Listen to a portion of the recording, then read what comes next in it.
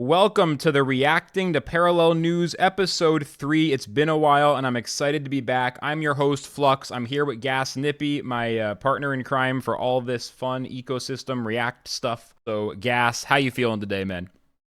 All good, man. Playing a lot of parallel, having fun with Lemmy, just off meta decks right now. Yeah, tell him your Thank win you. streak. How much did you win today with Lemmy in a row? 13 games and Slappy 4 Cathys in the process. 13 in a row, including Kathy. I had like a 7-8 win streak with Acio. It's been good times on the ladder, but today is not a day to talk about TCG meta. Today is a day to react to all the new stuff going on in the ecosystem. To start out, we're going to look at this tweet from Kalos. Okay, so we're looking at this Kalos tweet. This is Sanctuary. We're going to start with Sanctuary. So, sprints and delivery timelines for Sanctuary. Been playing this a lot. I think it's going to be a special game for lore heads. Oh, Gas is right for you then, lore heads, especially because you can use parallel specific abilities. These are estimates, of course. These timelines could change. There's a whole lot of stuff here. Just kind of quickly summarizing. In May, we got equipable armor and weapons, consumable heal items, some player abilities, some anti-cheat. In June, more of all that stuff, plus character select, character creation. July, we have more abilities, quests, matchmaking UI, lots of UI stuff, consumable ammo. August, more abilities, ground loot, mailbox, quests for merchants, stores, cosmetics. And then by September, we're hitting V1 core gameplay loop. So basically, by September, we reach closed alpha where people, hopefully like us, will be able to get in there and really play the game for the first time, see the monster ourselves. But that's a lot of steps to get there. What do you think? You're a developer, not a game. You don't like work in game dev specifically, but you do dev stuff. So you tell me, like, how realistic does this seem? Do you think we'll get this closed alpha in September? Like, what does this make you think?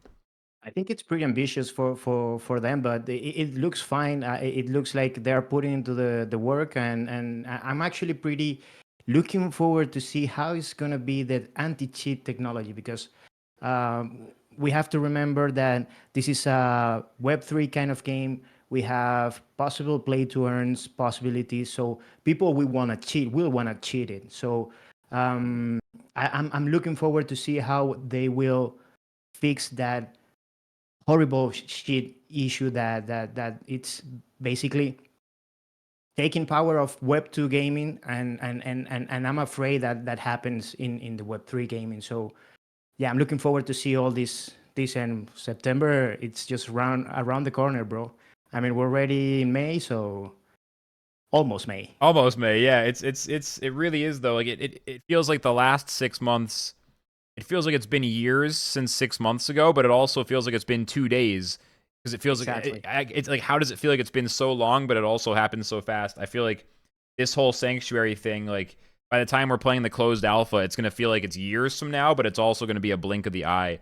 And in terms of anti cheat, it's a big discussion. Maybe one day we'll have an episode to really focus on that conversation. But very briefly, I feel like Web3 games such as Sanctuary, like FPS and first and third person shooters, anti cheat has been a big problem in Web 2 games. And I think with this, there's two ways it goes. Either anti cheat continues to not be solved very well, and it becomes the like single biggest problem for all these Web 3 shooter games, including Sanctuary, or the Web3 thing is finally the thing that forces companies to really figure it out. Because in Web 2, you can say, as long as people are still playing anti cheat, how big of a deal really is it? Like the sweats are frustrated. Hey, they're not the ones who are paying the most money anyway, whatever. But like if you're putting real world money, assets with real value in these games, people are competing for them. If the anti cheat's broken, it feels like it's a much more bigger problem than if it's just like streamers getting pissed off because they're getting sniped in the game or something. So I feel like there's a bigger incentive, and it'll either make or break. It'll either force them to figure it out. It'll prove once and for all that anti-cheat is hopeless. So Exactly. hopefully it's not hopeless. Maybe they can use some AI to solve the cheat issue. Yeah, But yeah, yeah. I'm super enthusiastic to see how they will fix or solve this issue. Yeah, it's a good point though. Yeah, AI could actually be a helper. People will also use AI to try to break anti-cheat. So to go both ways, I guess the AI war is coming. All right, Coming up. next tweet. All right, here is the video. Let's take a watch right here.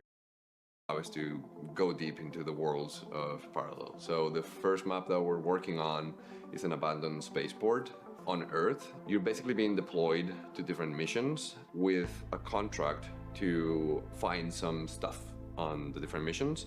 Make sure you survive through the game and are able to extract and go back to the sanctuary. So the idea is that you get deployed and you always go back to the sanctuary to get a new contract, equip, trade, sell, buy different assets. It's going to be an amazing ride. So I just watched it, and it seems like it's got a really good fit into the lore. So this idea of like you're gathering these resources, bringing them back to the spaceport to extract them out to the space colony, makes a lot of sense to me.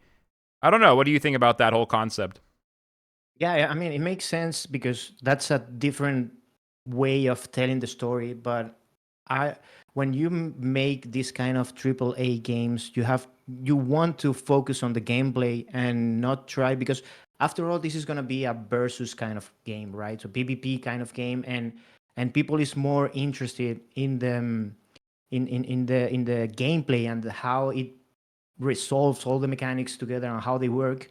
Um, More than the other lore history. You can tell stories, you can tell the things inside of the gameplay, but I'm quite concerned if they are going to include a lot of lore into it. So yeah, it's kind of tricky. I have to see more in order to like gather all the information and see what's really what they are into it. It feels like it could work if it's in between rounds. If it's like you do a run, you extract some stuff, or you die, and then like you're getting into the next run, but you're like at the spaceport in between rounds, like changing some stuff. And like while you're doing that, you can like look at an item you picked up and you can see the lore, kind of like in Dark Souls or something, where you get an item and you go to the page, you see the lore, like you get a description, and it's like, oh, this is a thing that, Kathy once used this gun on the Markolian ship, and then in a battle with Earth, it fell to the ground. Like, you get some lore, and you can kind of build out the world, and it becomes like a loading screen activity kind of thing, or an in-betweener. Like, that works. Whereas if you're trying to like win a firefight, or you're like on the roof looking for who to snipe next, Yeah. that's not the time to be thinking about like, oh, commandeered Yeah. warship was once owned by Freitas. Like, it's just not the time for that. Exactly. Exactly my point. When you have your head up or down because people is shooting at you, you're not worrying about lore. You're worrying about extracting yourself alive. That's at the card game. Like you're in the middle of a tough turn, you're not thinking about whatever. Then your opponent's playing and they're taking a while, and you're like, oh, this art has a cool detail I missed. It's all about those in between. Okay, here's another Exactly. video. So this one, very short, just 6 seconds. I'll play it and then we'll react to it. So here it is.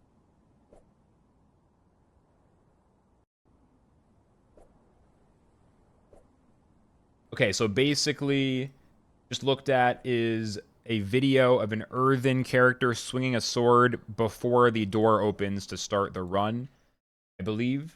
And it looks really cool, and it just gives you that feeling of like, oh man, it really is earthen, but now it's in this other game. I feel like what this video is showing is just that feeling of interoperability, that feeling of like, I've seen it in this game and that game and this game, and man, I'm really growing attached to these characters. I'm growing attached to this world and these factions. Like, if you're an Earthen main and you love Earthen, you might play Sanctuary just because you can play Earthen or something. So that's what this one kind of gives me. Exactly. And also that makes me think that they are like looking for approaching the fact that weapons also gonna be assets. So if you're able to buy different kind of assets or skins, let's call it like that, and you will be able to use it in the game. And I want to know if these assets are also gonna be interactive between games, right? Mm, The interoperability. I think that's a word, right? yeah. Yeah, if you get like a sword in this game, does it you get like the Exactly. card in the TCG, or do you get like even a simpler example? Can you like farm some iron ore out of a map, and then that goes to your colony and it speeds up your Exactly. progress?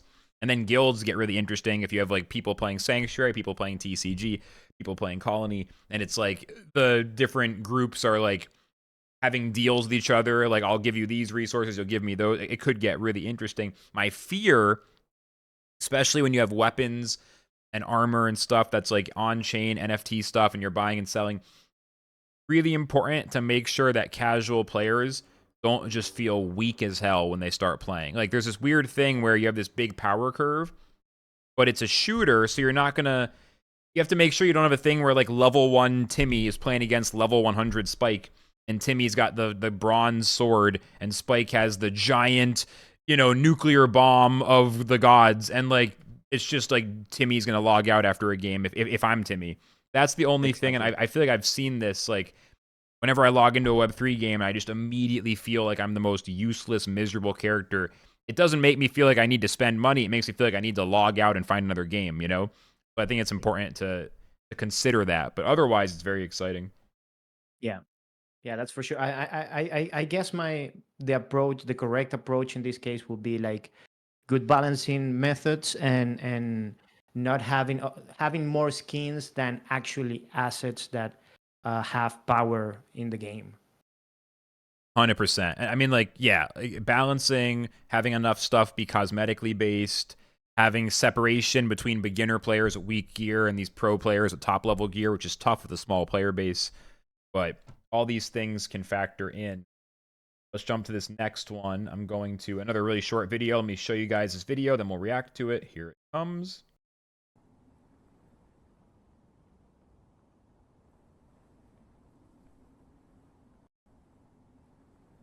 So Kalos just says, anyone want to play pistols only? And so that video is him just aiming his pistol and just kind of moving the camera a little bit, and it looks pretty freaking cool. Gas, I can see... I didn't put us on screen. Here we go. Gas, I can see that you are smiling. I think you like this one. What do you like about this one?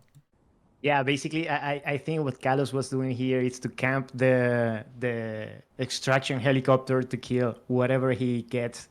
He wants to extract, right? So he might want to get the loot in this one.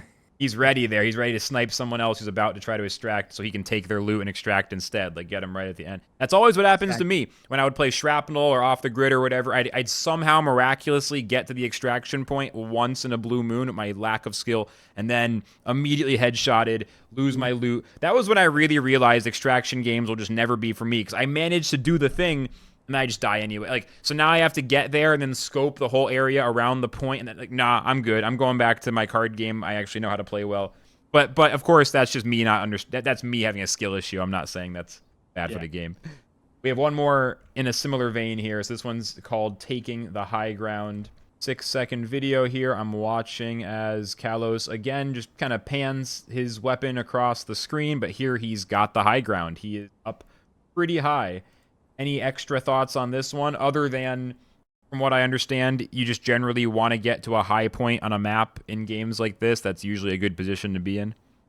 No, basically, I think Carlos doing right here, it's a good way of showing all the assets that they are developing and how fast they are doing it. Because if you see, there's a lot of good details on them, and actually makes you wanna try the game at least. I'm not saying like become a sweat, but actually wants you to it invites you to try the game, right? So I was pretty enthusiastic about this one just because you can see the the Mercolian rifle and the avatar that looks like an Augen core, so you know that you'll be able to use different weapons across factions, and yeah, all the assets, all the whole environment actually makes you want to go in, right?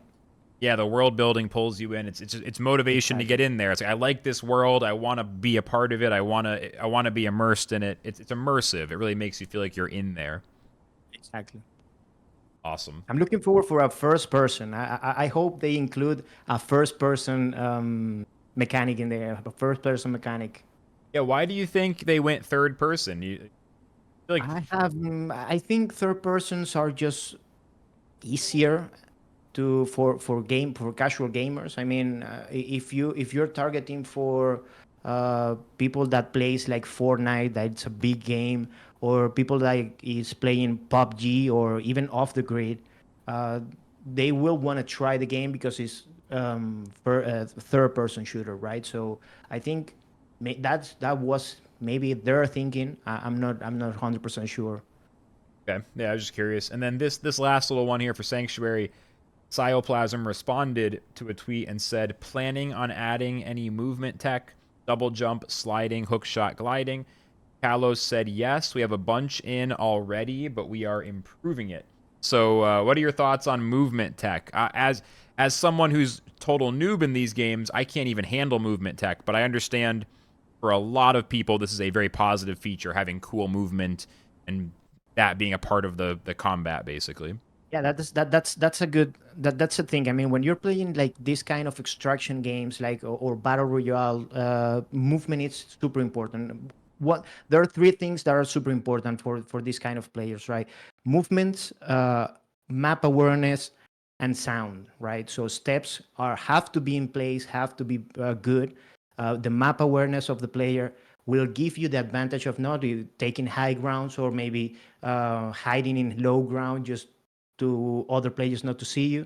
And lastly, you have to have power of reaction, and that you can get it through movement. So I think abilities here are going to be huge, and I believe I have the feeling that each faction are going to have their advantage in the warzone Yeah, in the whole map. for sure. So yeah, that's my thought on that.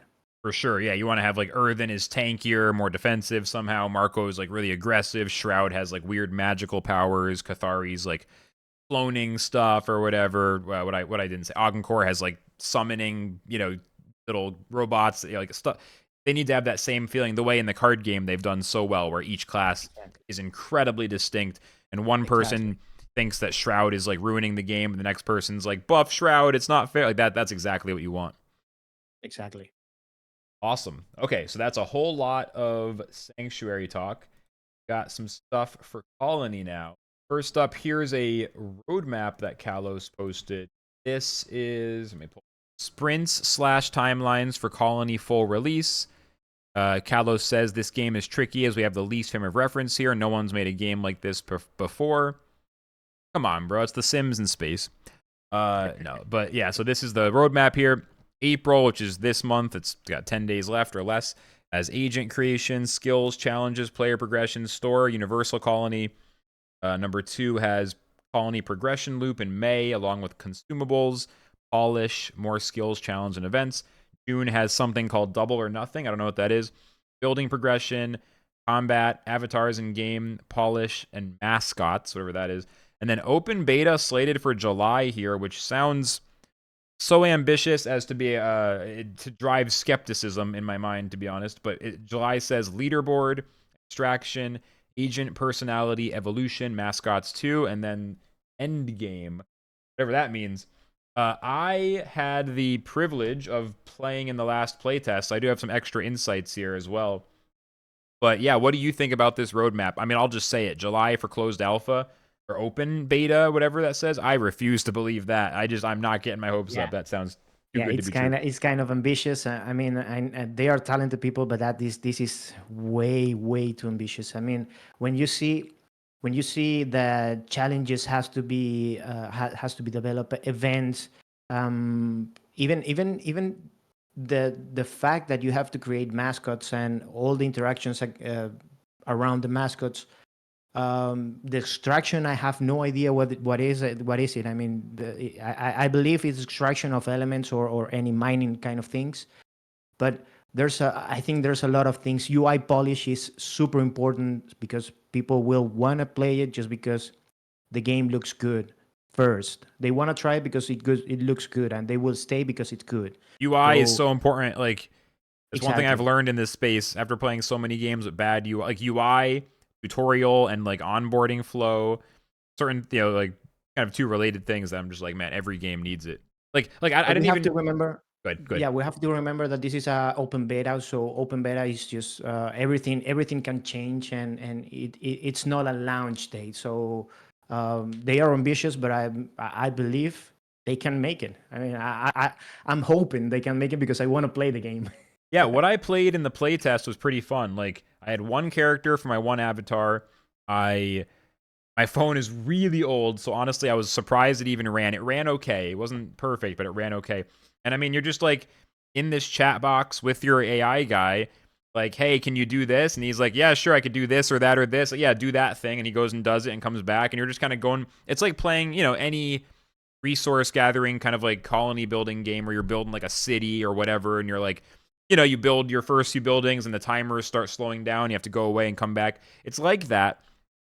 But you're just doing it conversationally by telling it what to do with plain language, which is really interesting. I mean, there's good and bad things. Like some things about it could get old. Like the initial, I asked my guy to like make some resources and stuff, and then I was like, oh, by the way, what's your favorite Beatles song? And he's like, oh, it's Here Comes the Sun or whatever. I forget what he said. And I'm like, oh, great choice. Like you just can't really do that in most games. And I feel like that could wear off kind of quickly where it's like, okay, like, he's telling me what his favorite episode is in a pirate accent, but it's just kind of picking something random because it's a computer. It doesn't actually have taste in, like, I don't know if that would last, but there's something there that's interesting that's like, yeah, I kind of want to explore this some more. Like, it could end up being lame, but at least, like, the initial spark is, like, interacting with the characters in this conversational, real language way. There's something interesting about it for sure, even though you can tell it's definitely quite early. That's for sure. That's for sure. Interaction with AI, it's always interesting. I mean, I started to use like AI properly like 3-4 months ago, maybe a little bit more.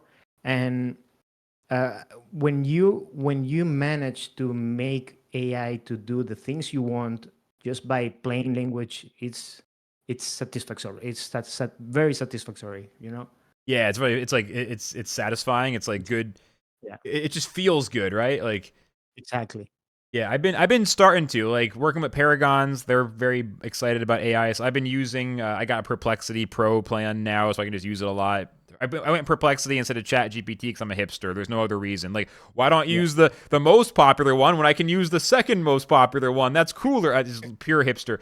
But yeah, I've been kind of in a similar place, and it's, if nothing else, Colony is a good excuse to be like, oh, are you keeping up with technology? It's like, yeah, I was using experimental AI technology today. What did you do? Like, it's an easy excuse to play, literally play with AI. So there's like a range now. I'm also looking forward to see what's the top of the AI agent. I want to see how much they can learn and how much they can offer to the player. To see, basically, I want to see where the roof is, right?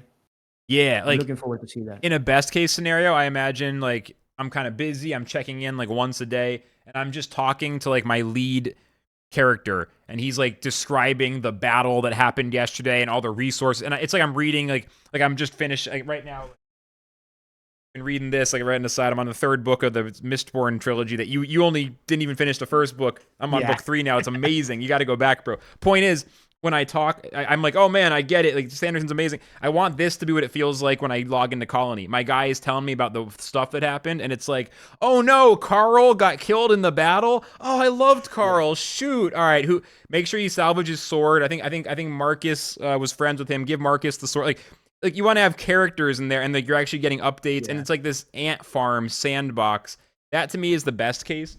In the first test, it was definitely more like, ask it to do something and it says yes, but in a funny way that's like kind of predictable but still like funny.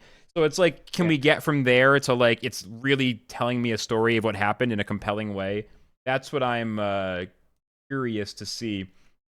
And then we do have one other one here quickly. I'm actually going to have to ask you if you even this one we might have to ask people to leave a comment if they have a thought on it. So Kalos tweeted a picture, or it's like a little video, but the video doesn't really matter. The point is the text, which is, friends telling me Black Mirror season 7 episode 4 is similar to Parallel Colony. Did you watch that episode? Nope. Me neither. And I will watch it after this one. I know we could have had homework. We would have watched it before. If I didn't realize till just before we recorded that I saw that tweet. I should have had us watch it last night. Like we could have done homework. I actually just That is started pretty cool. rewatching Black Mirror with my mom, but we've only watched like the first two so far. Second episode has the guy from Get Out, but I hadn't watched Get Out when I first watched it, so it's kind of funny to go back and be like, "Oh, it's that dude!" Like it's crazy. Yeah, that's a good thing about Black Mirror is they are like isolated kind of chapters. So Yeah, it's fine if you go and jump to the seventh season to watch. That's what I'm gonna do right now after we finish this one. yeah. Honestly, me too I wanna see potentially. it. Yeah, I gotta watch it after. We'll have to. We can leave the comments. Let us know if it's a good episode, or maybe if we're really on top of our stuff, we'll edit in our thoughts about it afterwards. We'll come back and like record a quick segment. Probably not though. I'm pretty lazy, so we'll probably just watch it and talk about it privately. Either way, let's move on to the next one. So I actually got a few things for Wayfinder. This isn't really like gaming, but it is parallel ecosystem, and so we might eventually separate out Wayfinder stuff, but I figure it fits in well enough. So let me pull this up. Very simple here. We just crossed 1 million registered accounts. And by the way, actually, before we even discuss this 1 million account thing, if you're watching this episode, you don't know what Wayfinder is, instead of explaining right now and kind of getting sidetracked, I will encourage you, dear viewer, to go to the Paragon's YouTube channel where you're watching this right now and just go to our video that's called Is Wayfinder the Chat GPT of Crypto? This is a great introduction to Wayfinder. If you don't know, basically it's an AI thing like Chat GPT, but it can do crypto transactions. You could tell it like, hey, swap all my Prime for ETH, or hey, I have a bunch of money on like Solana and other chains. Move all of it to Base as prompt. You can like do things and it'll just kind of do it for you. So it recently has been rolling out to more and more people. There was an airdrop of prompt tokens. They've recently reached 1 million accounts signed up. So I guess really I'll just ask you, Gas, have you used Wayfinder yet? Are you in Wayfinder? Yeah, I haven't. Ooh. I haven't. Yeah, because just because I I don't need it nowadays. Just I'm not doing so much interoperability between chains and those kind of things. But I'm looking forward to see how much power there is in that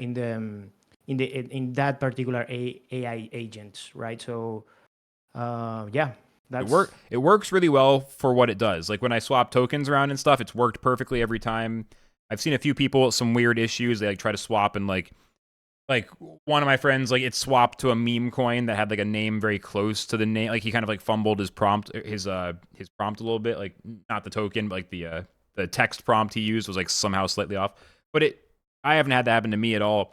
The overall it's been great. Although like you, I don't really do that much transacting. I'm not an investor or a exactly. day trader. I'm a gamer and a content creator. Still, the thing I'm waiting for them to launch with Wayfinder is once they make it possible to buy and sell cards through Wayfinder, so I can be like, hey, I want, like, tell me the cheapest shiny on the market. And it's like, oh, there's a shiny copy of this card for $1. And I'm like, all right, sure, give me that. Like, I can kind of like find deals on cosmetics and use it to literally, like, I can just have my cosmetics budget in my Wayfinder wallet. And that's just how I deal with the marketplaces. Once it gets there, like I dream of the day that I never need to go to OpenSea again.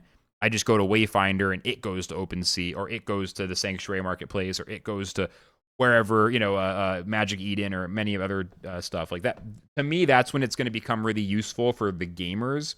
Whereas right now, it's definitely more useful if you're investing and trading. Exactly. And this is something to clear, to finish with this line. It's like I'm really eager to see if they are able to make blockchain a little bit more friendly for casual users. And if they can do that, all the tedious and hard kind of task, they're gonna go away, right? So they can still exist, but they are basically gonna go away because of the AI. So that's actually what I'm looking for to see in this particular project. Yeah, I think this is what we're waiting for. We're waiting for, some people are looking for like AGI, the singularity, general intelligence. Like that stuff is interesting and profound and scary, but on a level that's a little less mind-blowing and a little more tangible. I think we've seen AI used to do creative work. And there's like that one famous thing about AI should be doing my laundry, not me doing my laundry. Why are they making the poem? Like that tweet everyone quotes. We quote it in our video. And I think that is a core truth, is that AI is doing creative work. We want AI to do the mundane stuff, so we do the creative work. And I think Wayfinder is a step in that direction. Like, Wayfinder isn't for drawing pictures or Studio Ghibliifying your stupid picture yet again. It's to do your financial stuff for you, and eventually to automate these types of things even. So, like, you just have Wayfinder paying your rent, paying your bills, paying your freelancers. You want to buy cards in your game, Wayfinder does, and you're just telling it what you need, and it's all set up for you.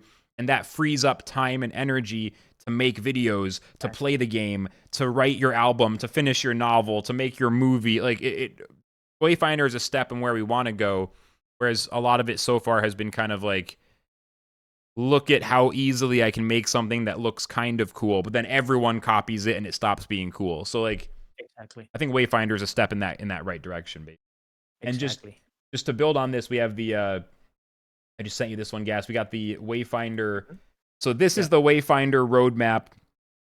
We don't have to go too deep into this since we're more focused on the gaming stuff in this video, but just looking kind of for any like exciting things. What's going to let me buy stuff from OpenSea using Wayfinder?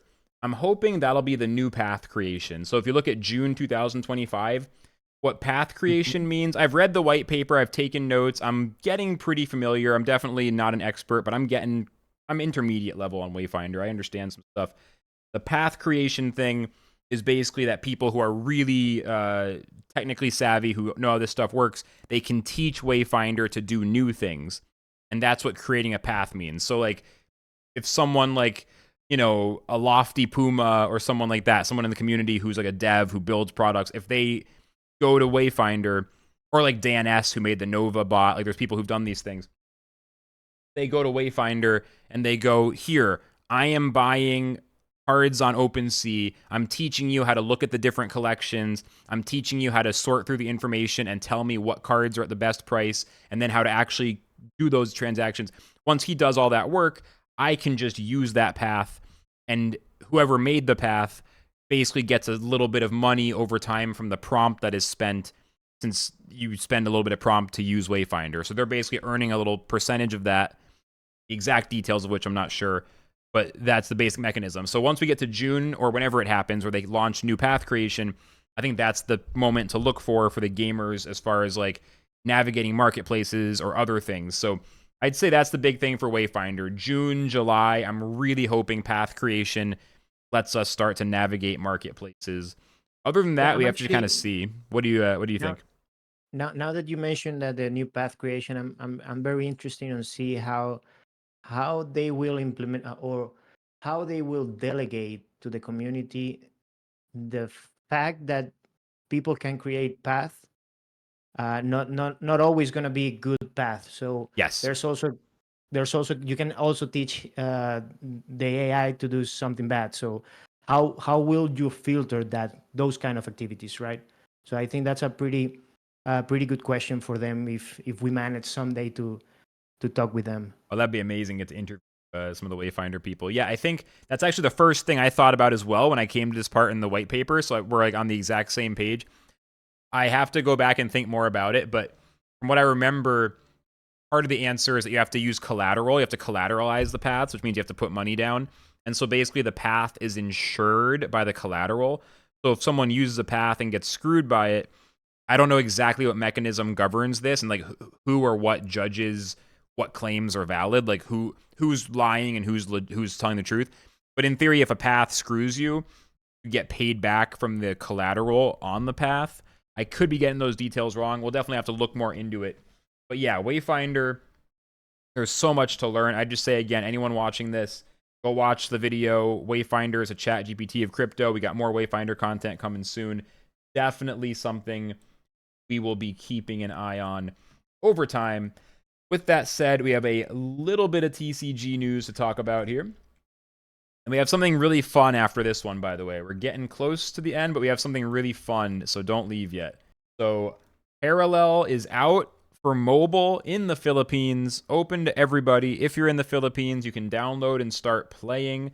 And I didn't link this in our doc, but Swish, the director, the head of growth for Parallel, has posted that they're hitting record signups in the Philippines, really good numbers. There has been a little bit of a what's the opposite of a silver lining? Like a bad thing amongst the good things, which is while it is available, there's a patch in the next month or two, a couple patches that are going to make it a lot better. So right now, the app runs okay, but it's not like the UI isn't really perfect for phone. It's more of the PC app squashed down to mobile. The next few patches, from my understanding, from talking to Veen and some other people on the team, Veen being the lead designer, that my understanding is that the next few patches will make it more like phone native. And so I don't know why they pushed this campaign now as opposed to waiting for the phone native patch. I feel like maybe they might have launched a little early, but I guess they wanted to just like stay on schedule or not lose momentum with other aspects of what's going on in the ecosystem. How do you feel about this whole mobile launch? Well, I mean, Philippines is also it's always a good starting point.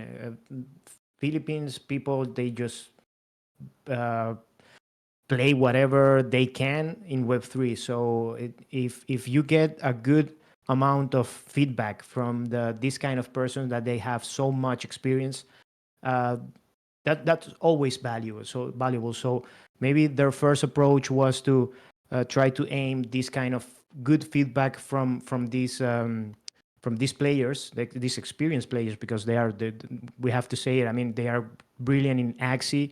In what's the other one? I was Raven playing Quest, as well. maybe? Or that's more South America, but maybe as well. No. Cambria? I forgot. No, I forgot what was the one, but yeah, you have basically people from Axie that doing all the work already, right? So I think that might be their approach, but I'm also concerned that they start playing and they don't see what they want to see and they leave. So that's like a double-edged kind of situation there. Yeah, It has to be measured somehow. that's how I feel. I feel like if this patch is going to make it way better in a month or two, I kind of feel like that would have been the time to launch mobile. Maybe it would all line up with the next set launch for Deception. I'm also guessing they kind of want to do this separately from Deception launch because each set launch brings new bugs and new challenges that need to be fixed. And so maybe like getting the mobile out before that, getting that like kind of stabilized, and then they can focus on the next set. But it should be different teams and stuff. So I don't know. It feels like a little awkward to me. They launched it like a few months before this patch that makes it like way better. But if the signups are Yeah. really good, yeah, it's just a question of are people going to bounce? Are they going to decide they don't like it, or is it going to be like a good impression? Exactly. I'm also looking forward to see more casual players. The game, it's too sweaty right now. Parallel It's too sweaty? sweaty. No. I mean, it's like one of the.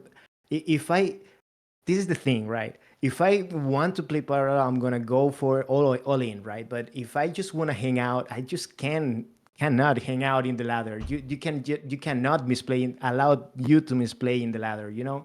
And it's I'm looking forward to see a little bit more casual players uh, that make the game a little bit easier, if that makes sense. No, for I'm looking real. forward for that. If you're playing and chilling and you're not thinking at full focus and you're like, you got some stuff on the side, like in Hearthstone or Marvel Snap or whatever, like you'll quickly get into a ranking tier where that's the same people you're playing against. Exactly. So like you're not super focused because you're not that guy. You're watching TV, your wife's talking to you, and you're dragging some cards on the board and trying to hit him in the face with your deck. Like that lane doesn't really exist in parallel because if you're that guy, the most of the community looks at you weird, like, why are you bad? Oh my god, skill issue. Oh my god, stop whining. That deck's not OP. And then like Exactly. it's like, okay, but I'm not aspiring to be a professional TCG player. I'm playing for fun. And then you hit the Web3 wall. What do you mean playing for fun? Why would you do? And then it's just, all right, we've lost all sanity. It's over. Like, so like I completely agree, and I just feel like the answer to that, we all know it, honestly, including the team, which is the app just needs to be way smoother. And it's kind of that thing where it's like, all right, like we all believe in this game. We just need load times to be way faster. You drag the card and it just goes. There's no waiting a second. Animation things, the bank, reveal, conceal stuff being the most extreme with Earthen and allocated provisions, but other things as well. Like even when I play Triumph of Europa in my Aetio deck, and my turn takes 4 minutes, like it just doesn't have to be that way. Like it could be faster. Yeah.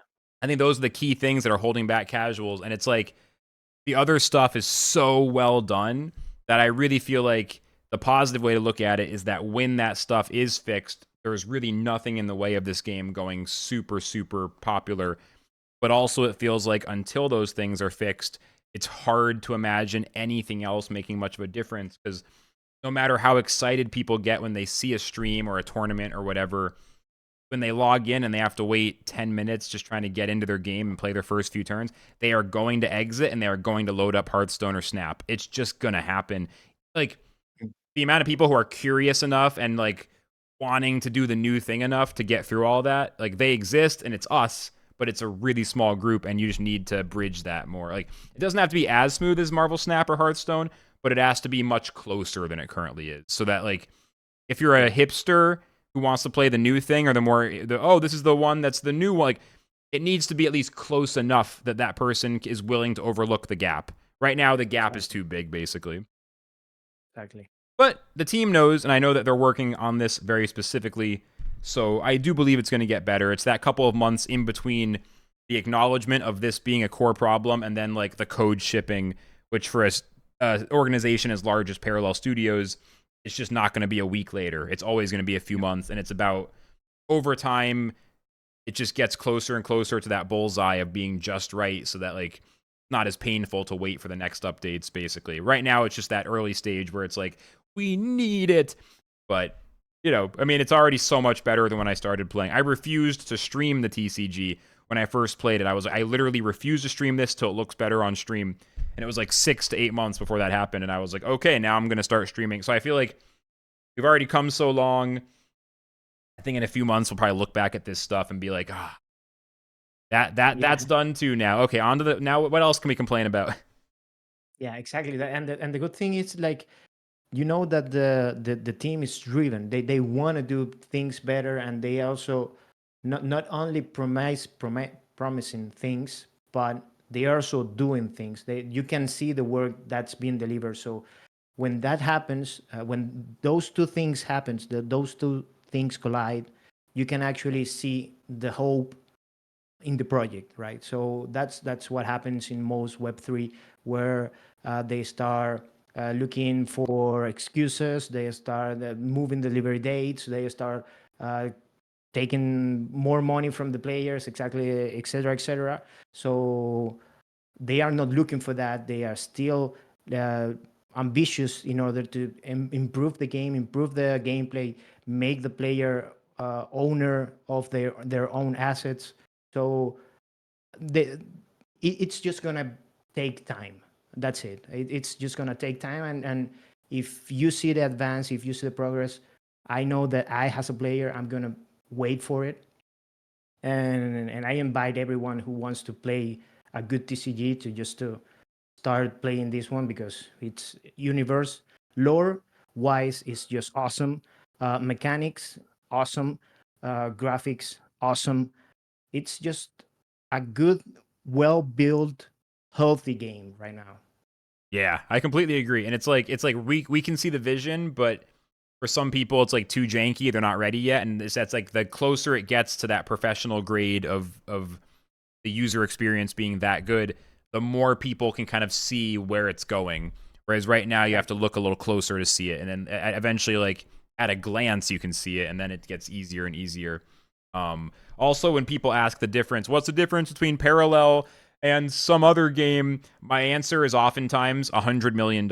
That's the difference. Like, frankly, what's the difference? Parallel Studios raised 110 million in public rounds are publicly announced, like just public info, 110 million. That's just like the surface. I don't even know what else they have going on. That's the difference. $100 million is a lot of money. Oh, only 100 million? Like, shut up. Like, so that's another piece of it too. What's the difference between this and the 10 other games? $100 million. Like, I'll take $100 right now. I'll take 100. They have 100 million. Exactly. Okay, we have one last fun one here. This one is really, there's a fun little rumor, which is probably not true, but I want to believe it's true. So if you look at this, Echelon tweeted, "What does your gaming token power?" And it is an image which looks kind of cool. It's got the no snitching guy in the background. But what people are really talking about is the logos above. What does your gaming token power? So we got Sanctuary, Parallel, Colony, Echelon. I think are those 4. But then on the right side, this 5th one, we don't know what this is. B3, right? It's not that B3 one. Is that B3? Let me look at the B3. I'm not 100% sure, but I think I saw it in some of the B3 videos. Maybe that's it then. Let me. I'm looking at B3's Twitter. I don't see that exact logo anywhere. We will have to research for that. So here's what people are saying. People are saying could be here. I'll link you to this. Could be the Project O logo, but it doesn't. You'll see. It's kind of like it's flipped on its side. It doesn't really quite look the same, but it's like maybe that's what it is. This is a different game that's been super hyped, and a lot of people in Parallel have also been like talking about this one. This is definitely the one. You think this is it? Yeah, this is definitely one. The last one for sure. Project O. You agreeing with this? Yeah, for sure. So the rumor here would be Project O using Prime as their token, and if that happened, I mean, just like looks pretty similar. Like if that happened, that is the most exciting thing I can imagine for Prime. Like that would be because Project O is like a really like there's been nothing but positive coverage so far. It's not open yet, but there's been a lot of play tests where like they bring in creators and everyone is glowing over it. You always have to be a little skeptical, but like yeah, that I don't know. It looks like kind of different, but it's pretty close. If that's what it is, that is the most. That's more than anything about like an announcement for Parallel itself. Like having another hyped game use the Prime token, then because that I think Parallel Studios is really the only thing that's really competing with it is Axie, Ronin, Sky Mavis. I think that's the only other like Ronin was first, Sky Mavis was first. I think Parallel Studios is basically the second serious like big studio thing. Like Sky Mavis has done it. They've launched dozens of games now. They've in-house done Axie Classic, Axie Origins, and maybe some other ones now. So for Parallel, bringing in like these third-party games is Sanctuary is built by a third-party studio, but having like a real like a separate game like Project O adopting Prime would be a big legitimizer to the idea that Prime is powering this overall ecosystem, even beyond Parallel Studios.